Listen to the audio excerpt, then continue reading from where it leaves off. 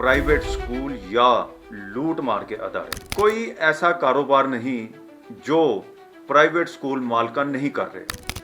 जूतों के कारोबार के बेहतरीन ताजर हैं।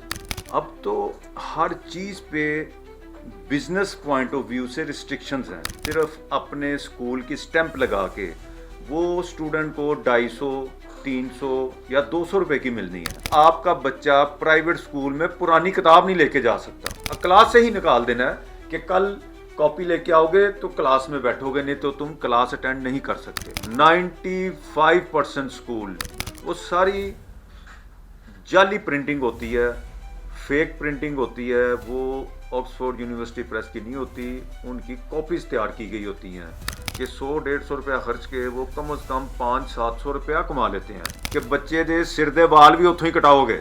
अगर क्लास रूम में 20 बच्चे हैं तो 20 डिशें आनी है।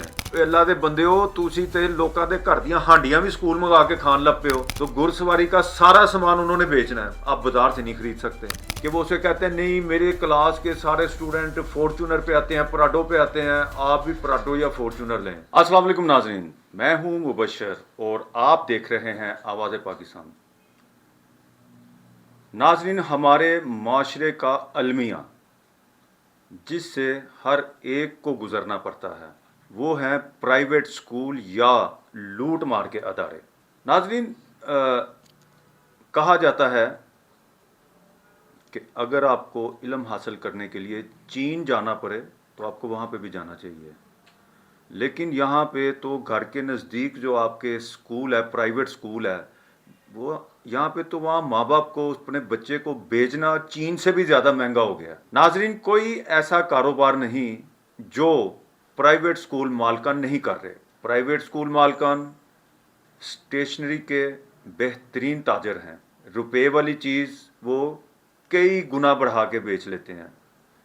प्राइवेट स्कूल मालकान रेडीमेड गारमेंट्स के बेहतरीन ताजर हैं। इतना मुनाफा तो वो लोग नहीं कमाते होंगे जो करोड़ों हर रुपया लगा के बिजनेस कर रहे हैं मार्केटों में बैठ के। प्राइवेट स्कूल मालकान जूतों के कारोबार के बेहतरीन ताजर हैं। प्राइवेट स्कूल मालकान अगर उनके स्कूल में स्विमिंग पूल है, वो स्विमिंग पूल का सामान बेचने के बेहतरीन ताजर हैं। प्राइवेट स्कूल मालकान बैजेस जो बच्चों के लगते हैं, जिसका समझ नहीं आता कि क्या कॉन्सेप्ट है, वो बेचने के बेहतरीन ताजर हैं।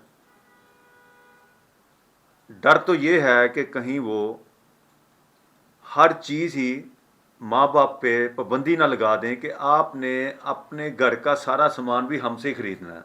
जुल्म तो ये है कि प्राइवेट स्कूल मालकान जब भी ये क्लासेस चेंज होती हैं, पहले वक्तों में अगर एक घर में एक बच्चा 8वीं क्लास में है और उसने 9वीं में चले जाना है, उसका अगर भाई या बहन 7वीं में, उसने 8वीं में आना है, तो वो किताबें एक्सचेंज हो जाती थी, नई नई ख़रीदनी पड़ती थी।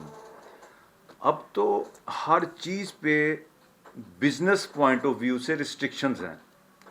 यानी कि कॉपी जो बाज़ार में 60 रुपए की या 70 रुपए की है, उस पर सिर्फ अपने स्कूल की स्टैंप लगा के वो स्टूडेंट को 250, 300 या 200 रुपए की मिलनी है। वो इतना मार्जिन तो अल्लाह के बंदो वो नहीं कमा रहा जो मेहनत करके कॉपी तैयार करता है, कागज़ ख़रीदता है, उसका टाइटल तैयार करता है, बना के अपनी दुकान पे बेचता है, 10 या 20 रुपए प्रॉफिट कमाता होगा। प्राइवेट स्कूल मालिक 60 या 70 रुपए वाली कॉपी पे कम से कम 150 या 200 रुपया प्रॉफिट कमा रहा है। उसके ऊपर भी अलमिया ये है कि आपका बच्चा प्राइवेट स्कूल में पुरानी किताब नहीं लेके जा सकता। आपका बच्चा प्राइवेट स्कूल में कॉपी बाजार से लेके नहीं आ सकता। उसने उसी स्कूल से कॉपी ख़रीदनी है, उसी स्कूल से किताब ख़रीदनी है, उसी स्कूल से उसने रबर, पेंसिल, पेन, हर चीज़ वहाँ से ख़रीदनी है। अगर वही चीज़ वो बाज़ार से ले आएगा तो उन्होंने उसे रिजेक्ट कर देना है कि इससे मयार तलीम अच्छा नहीं होता। कैसा शानदार इनका SOPs हैं।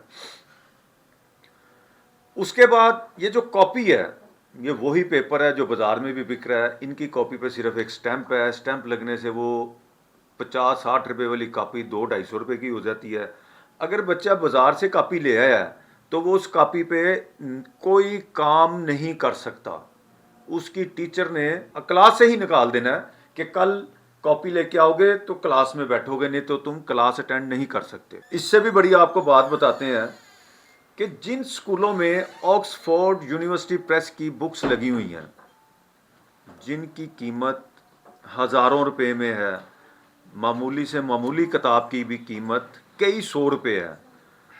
اب سکول والوں کا بزنس کا سٹائل اتنا بہترین ہو گیا, وہ پریس پہ جاتے ہیں, اپنی بک پرنٹ کرواتے ہیں جو کہ اوریجنل نہیں ہوتی, اور بیچتے اوریجنل پرائز پہ ہیں, کیونکہ کوئی چیک اینڈ بیلنس نہیں ہے. آکسفورڈ یونیورسٹی پریس والوں نے یہاں پہ ایک باقاعدہ ایک سسٹم بنایا ہوا ہے کہ کوئی شخص اگر جعلی کتاب چھاپے گا تو وہ اس کے خلاف قانونی کارروائی کریں گے. لیکن 95% اسکول جن میں یہ آکسفورڈ یونیورسٹی پریس کی بکس پڑھائی جاتی ہیں بچوں کو, وہ ساری جعلی پرنٹنگ ہوتی ہے, فیک پرنٹنگ ہوتی ہے. وہ آکسفورڈ یونیورسٹی پریس کی نہیں ہوتی, ان کی کاپیز تیار کی گئی ہوتی ہیں جو کہ چند روپوں میں یا چند سو میں تیار ہو جاتی ہیں, اور اس پہ جو پرافٹ ریشو ہے وہ آپ سن لیں تو آپ پریشان ہو جائیں. یہ عام لوگوں کو اس بات کا نہیں اندازہ. یعنی کہ میں آپ کو معمولی سی کتاب بتاتا ہوں.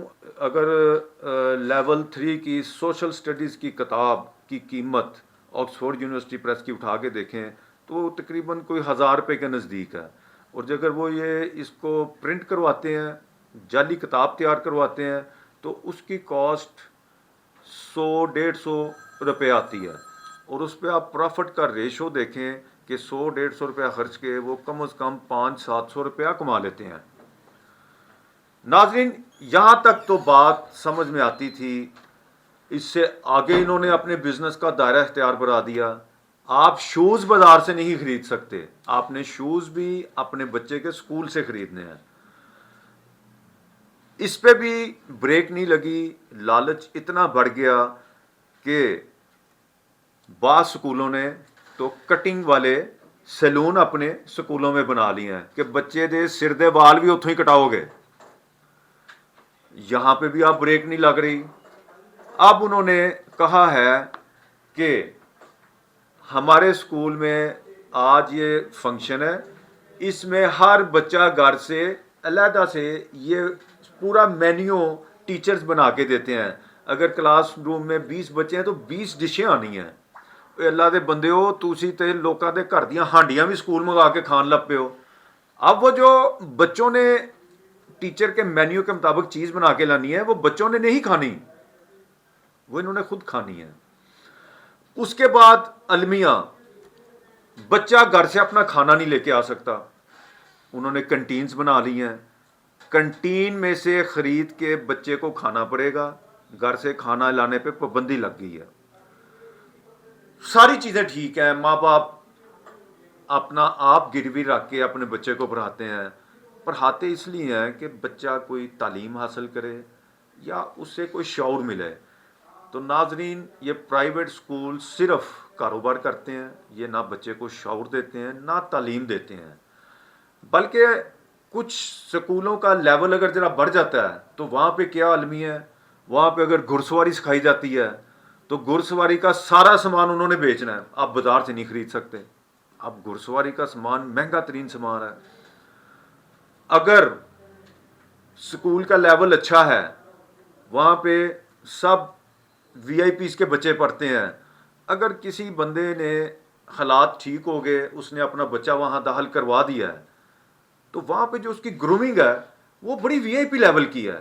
اگر خدا نہ خواستہ اس کے حالات اچانک خراب ہوتے ہیں تو وہ بچے کو اس سکول سے ہٹا کر اگر وہ کسی نارمل سکول میں بھیجتا ہے تو وہ بچہ ساری زندگی کمپلیکس کا شکار رہتا ہے. اس کا ذمہ دار کون ہے؟ کیا ایسا نہیں ہونا چاہیے کہ تمام سکولوں کا سلیبس, تمام سکولوں کے ایس او پیز ایک ہونے چاہیے, تاکہ یہاں پہ جو اسلام نے تفریق نہیں رکھی امیر اور غریب میں, جو ہمارے سکولوں میں تفریق رکھی جاتی ہے وہ تفریق ختم ہو. اگر ایک بچے کا باپ اچھے سکول میں بچے کو داخل کراتا ہے، وہ اگر اپنے بچے کو کرولا گاڑی پہ لے کے جاتا ہے تو کچھ ہی عرصے بعد باپ مجبور ہو جاتا ہے بچے کی وجہ سے کہ وہ اسے کہتے ہیں نہیں میرے کلاس کے سارے اسٹوڈنٹ فورچونر پہ آتے ہیں، پراڈو پہ آتے ہیں، آپ بھی پراڈو یا فورچونر لیں. یہ تو تعلیم نہ ہو گئی، یہ تو اس پہ کیا کہیں، کچھ بھی نہیں کہا جا سکتا. یہ تو ظلم ہے، ظلم جو ہماری آنے والی نسلوں کے ساتھ ہو رہا ہے. نہ آپ اتنا زیادہ پیسہ کمانے کے باوجود بھی بچوں کو نہ شعور دے رہے ہیں، نہ بچوں کو زندگی گزارنے کا طریقہ بتا رہے ہیں. صرف آپ دنیا داری سکھا رہے ہیں کہ اپنے ماں باپ کا جینا آپ بھی حرام کریں، ان اسکولوں والے بھی حرام کر کے رکھیں گے. انہیں اپنا کسی جگہ گروی رکھوانا پڑے، کہیں سے قرضہ اٹھانا پڑے، یا ماں کو اپنے زیور بیچنے پڑے، باپ کو اپنا گھر بیچنا پڑے کہ میں بچوں کی تعلیم حاصل کروا لوں. تو ناظرین، ارباب اختیار سے میرے دیکھنے والے ہر طرف سے جو میں بہت زیادہ اس چیز پہ لوگوں کی طرف سے کمنٹس بھی آئے ہیں اس میں، کیونکہ ہم اس پہ 2-3 پروگرام پہلے کر چکے ہیں اور لوگ بڑا اپریشیٹ بھی کر رہے ہیں. ہمارا ارباب اختیار سے یہ درخواست ہے کہ خدا را ہمارے ملک پہ، ہمارے بچوں پہ رحم کریں. ہم آپ سے رحم مانگتے ہیں، اتنا ظلم نہ کریں کہ کل کو یہ بچے آپ کو بد دعائیں دیتے رہیں، ان کے ماں باپ بد دعائیں دیتے رہیں.